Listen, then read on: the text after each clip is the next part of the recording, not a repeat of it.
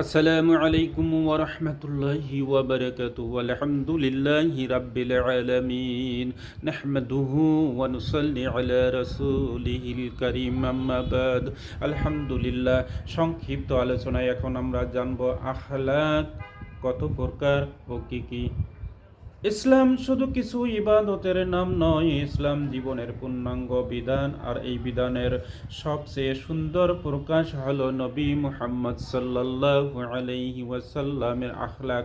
ইসলামে আখলাক মূলত দুই প্রকার। এক নম্বর হাসানা আখলাক, উত্তম চরিত্র।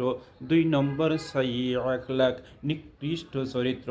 যে আখলাক আল্লাহ ও তার রাসূল সাল্লাল্লাহু আলাইহি ওয়াসাল্লাম পছন্দ করেন, যেমন সত্যবাদিতা, আমানতদারি, নম্র, বিনয়, ধৈর্য, ক্ষমাশীলতা, দয়া, সহানুভূতি ও উত্তম ব্যবহার, আর এগুলোই হলো হাসানা আখলাক। আখলাকে হাসানা, উত্তম চরিত্র।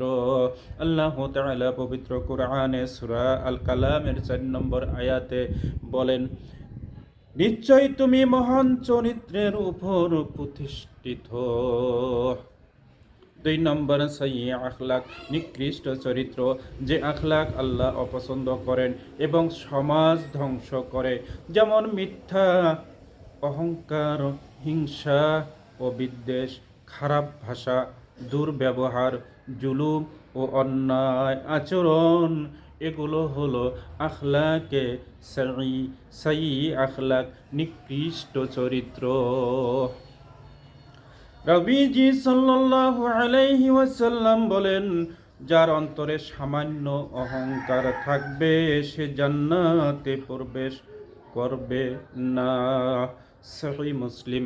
আল্লাহ তাআলা আমাদের সবাইকে আখলাকে হাসানা, উত্তম চরিত্রের অধিকারী হিসেবে শিরক মুক্ত, অহংকার মুক্ত, রিয়া মুক্ত আমল করার তৌফিক দান করুক, আমিন। আমার এই নূর ইসলামিক চ্যানেল বাই জাকিউল হক সম্পূর্ণ দিনী খেদমতে অবশ্যই সাবস্ক্রাইব, অন্যকে দেখানোর উদ্দেশ্যে শেয়ার, আমাকে অনুপ্রাণিত করার জন্য কমেন্ট করবেন ইনশাআল্লাহ।